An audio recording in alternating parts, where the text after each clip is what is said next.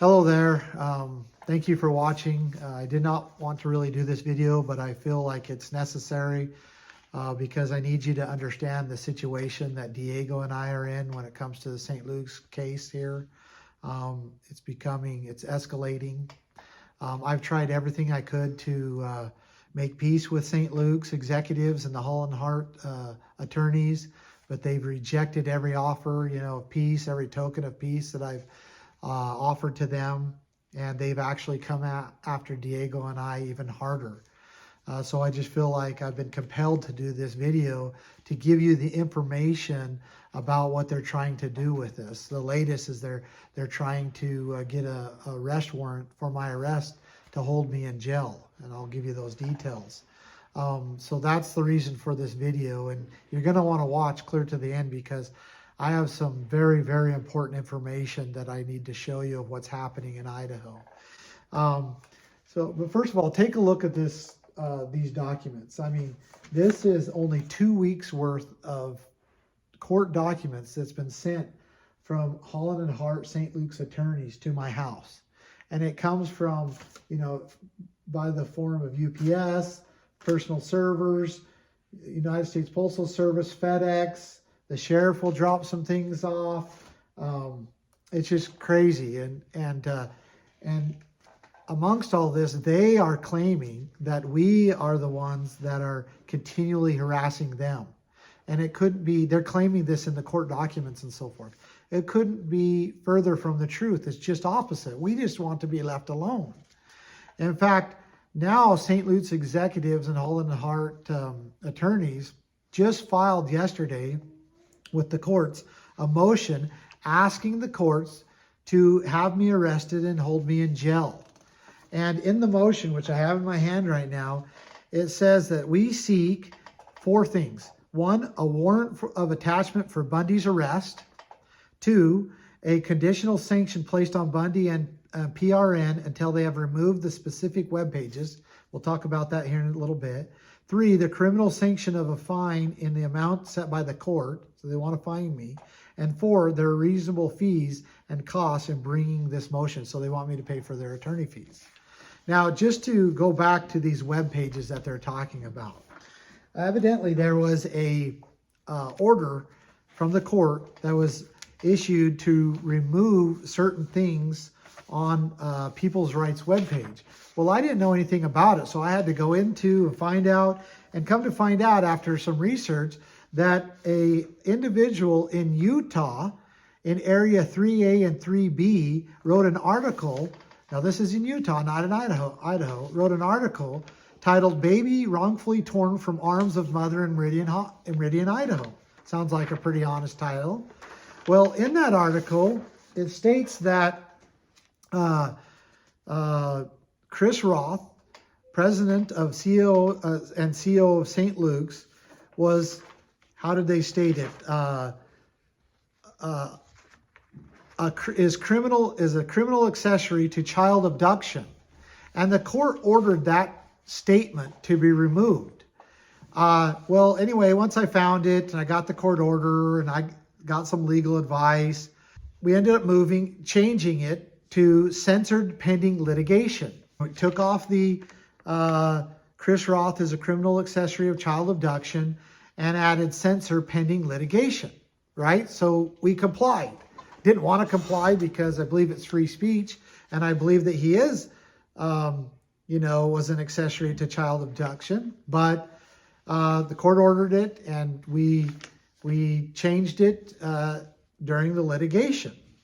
Well, anyhow, this is where we get to, because now Holland & Hart St. Luke's is actually lying to the court because they say they did not remove the offending material from the website. That's a lie. They go on to deceive the court, and this is how they're deceiving the court, by saying, as of the date of this filing, the web pages have not been removed.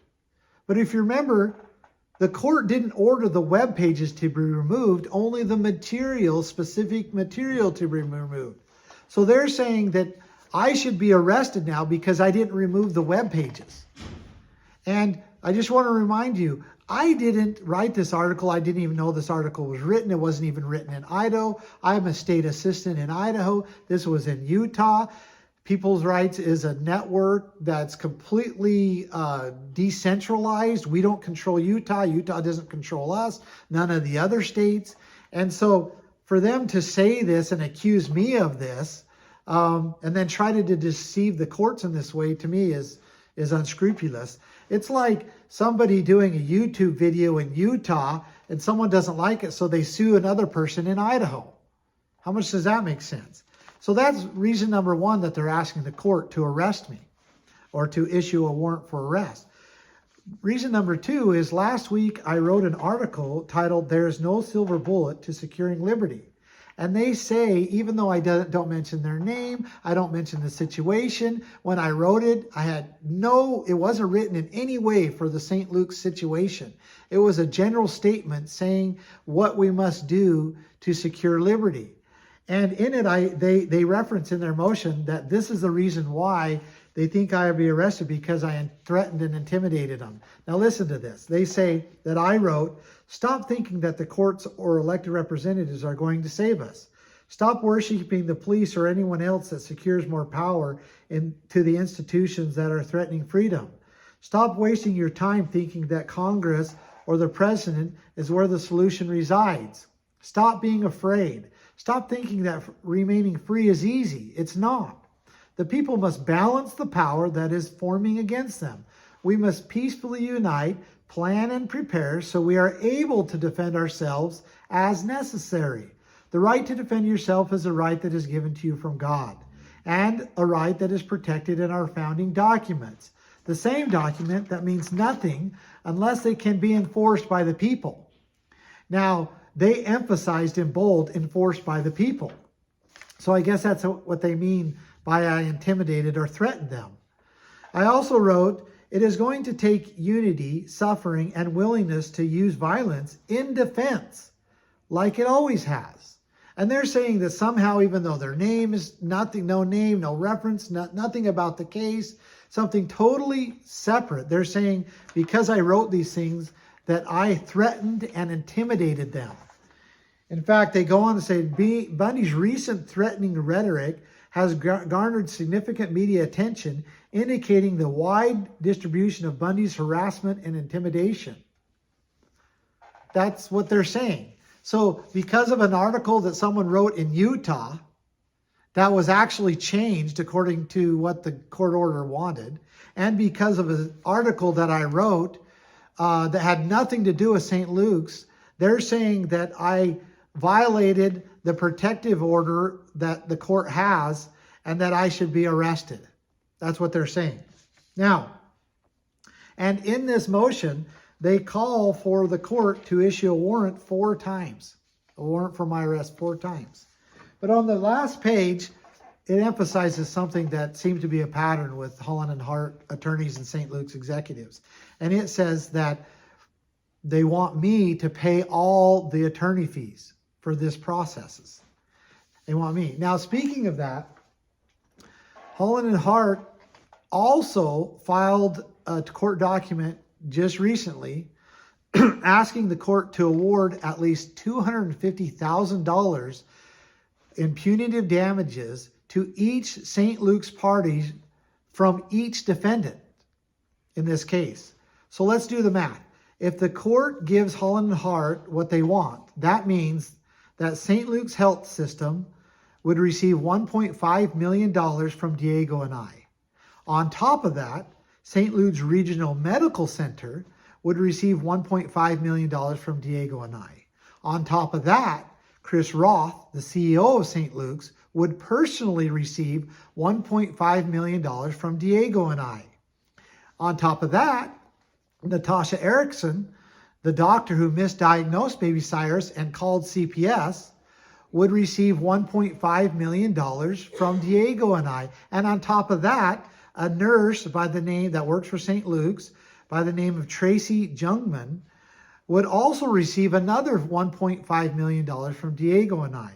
So that's a total of $7.5 million that Diego and I will have to pay these people. plus all of Holland and Hart's attorney fees, which is now reaching right around $250,000. So what did these people do to earn this money, to deserve this money? Well, they participated in taking baby sires from his loving and caring parents. And what did Diego and I do to deserve everything we own and more stripped from us? Well, we said bad things about them for taking baby sires away. Bad things that are true, that they did not want other people to hear. Things that were exposing them. And what type of things did we say that were bad about them? Well, the same type of things that other people are saying about them. In fact, on February 7th, in the Idaho Tribune, there's an article titled Representative Bruce Skagg introduced bill blocking child genital mutilation and puberty blockers in Idaho. The article is very interesting. It says, yesterday, February 7th, is a day that will live in infamy for groomers, child predators, Democrats, perverts, Satanists, sodomites, Antifa, pedophilias, and the senior executives at St. Luke's Hospital. Interesting, right? The article goes on, it says, Representative Bruce Skagg introduced a bill that will make it a felony in Idaho to provide any kind of so-called gender-affirming care that mutilates the reproductive organs of a minor. Talks about the bill. There's a statement from the Idaho Republican Party, Dorothy Moon, the chairwoman, and she says, in support of the bill, the fight to protect Idaho's children from pseudoscience and biomedical industrial complex is here. So the fight is here. Now the article goes on and says the medical industry and the Democrat Party have been attempting to keep a lid on all of this because sex reassignment surgeries are an absolute goldmine for the healthcare field.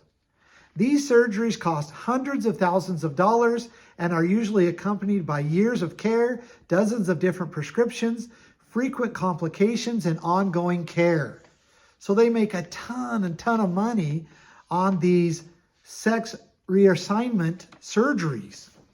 But why did this article list the senior executives of St. Luke's Hospital with the likes of groomers, child predators, Democrats, perverts, Satanists, and sodomites, including Antifa and pedophiles? Why would they do that? Well, here's another article that explains. It says, this is from the Washington Stand, and it's titled, 13 U.S. hospitals perform gender transition surgeries on minors. The list, it gives a list, and it says, number 1, UCLA, Pediatric Practices, Los Angeles, California. 2, Stanford Medical Children's Health, Palo Alto, California. 3, Connecticut Children's Hospital, Hartford, Connecticut. 4, St. Luke's Children's Hospital, Boise, Idaho. It says, the Essence Clinic at St. Luke's Children's Hospital, Boise, Idaho, offers hormonal therapy, including puberty blockers, and surgical consultations and referrals to children, adolescents, and young adults. 2 of its 5 providers specialize in surgery. Now, I wanted to know this was true, wanted to fact check it. So I went to the St. Luke's website. Here you go. You'll see here it says St. Luke's Children's Essence Clinic. That is found in the St. Luke's Children's Hospital. You remember downtown with the bear on top of it? There it is. There's a picture. And it says, the team of specialists at St. Luke's Children's Essence Clinic is dedicated to improving health and experiences for children, adolescents, and young adults with differences in sexual development and or gender identity. Down here on areas of focus, it says our team provides hormonal therapies, mental health evaluations, and surgical consultations, including plastic surgery. So when I go to the transgender plastic surgery page at St. Luke's website, it says St. Luke's plastic surgery team cares for the unique surgical needs of all transgender patients. They provide surgeries for female to male and male to female transitions, including Mastectomy with nipple grafts, that would be removing the breast from a young girl. Breast augmentations, that would be adding breast implants. Facial feminization, body contouring, fat grafting, and orchiectomy. If you don't know what that is removing the genitals from a young boy to trying to make him like he's a girl. That's what that means. Goes on, says hormone treatments. And then down here, this would almost be comical if it wasn't so serious and gross of a matter. It says, the transgender woman has special health needs and may visit a gynecologist for care after gender affirmation surgery. On the other hand, a transgender man's needs must be addressed by a gynecologist. So, I mean, if you're a woman, you go to a gynecologist, no matter whether you've been tried to turn into a man or not. And they're recognizing you still got to go to a gynecologist because why? Because they're the ones that understand the reproduction system of a woman. And so even if you get a surgery at St. Luke's to try to make you like you're a man, you still got to go visit a gynecologist. This is the stuff that's going on. And St. Luke's, the evangelist, would be turning in his grave right now. I'm sure he's turning over in his grave right now. Because the St. Luke's hospital is just using his name and, and doing terrible things. Here are the providers that provide these services. There's a plastic surgeon and, who else? Here they are. Now, I have to warn you, I think this is important to show you, though, but this would be something that, you don't want your children to see. These are some pictures of actual surgeries that are done to a minor in a sex change. And you could just imagine the trauma of the body and just everything else going through this. Now, as a good friend of mine pointed out, this is being done to healthy children where their reproduction system are healthy. Everything, is healthy. Their organs are healthy. But because they've been manipulated into getting some type of gender affirmation sex change, they go through these type of trauma and medical procedures. It's just wicked, my friends. It's just flat out wicked. And it's being done right here in Idaho by St. Luke's. And the same very people that are coming after Diego and I so ruthlessly because we stood up for that little baby and their family and got that baby back to his parents. They're coming after us and wanting to completely destroy our lives. Now, these are the very same people, just to remind you, these are the very same people that sponsored the Boise Pride Festival, which featured drag kids as young as 11 getting on stage, dressing up like drag queens and performing sexual acts in front of everybody else. That's who these people are. If you remember, here's an actual some of the sponsors. This is just one page of the sponsors of the Boise Pride Festival that were had scheduled a drag kids show.